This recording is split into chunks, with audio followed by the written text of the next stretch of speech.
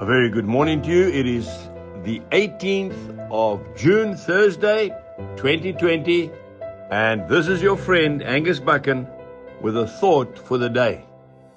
Early this morning, as I was lying in bed, I heard a pitter-patter on our tin roof, and we heard the noise which warms the heart of every farmer. It was starting to rain. It's been very, very dry on the farm. And it reminded me of a story. Many years ago, when I was growing seed maize, a very expensive crop, and we were going through a very difficult time of drought. My oldest son, Andy, came back from university, and he saw the way in which his mother and I were taking strain, and he said, "Why don't you go away for a few days, Dad? You can't do anything on the farm. Everything has come to a deadlock because of the drought, and I'll look after the farm for you."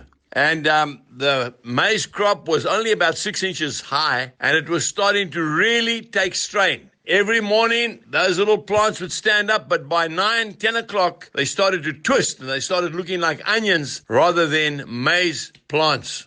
The one day, Andy went out into the middle of the field with a pickup, and he got out and he got on his knees in the dust, and he prayed, and he said, "Lord," looking up at the clouds and the wind, and he said, "Lord, please send rain." And he told me, he said, "Dad, big black clouds came over the mountains from the west side where our rain comes from." He was so excited, he started jumping up and down. The black clouds came over the farm and big drops of rain started to fall on that parched crop. But then a wind came up from the east and it split the cloud right down the middle, and the rain went up into the mountains and we got no rain. He was so despondent, the young man. He drove back to the farm office. He walked into the office, and he opened up his Bible, and this is what he read. Ecclesiastes chapter 11 and verse 4.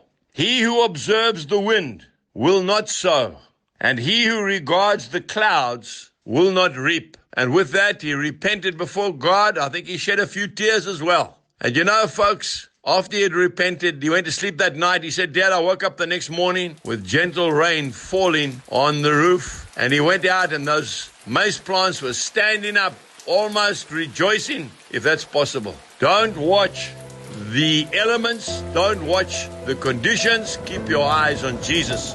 Remember, we walk by faith and not by sight. Have a wonderful day, and God bless you. Goodbye.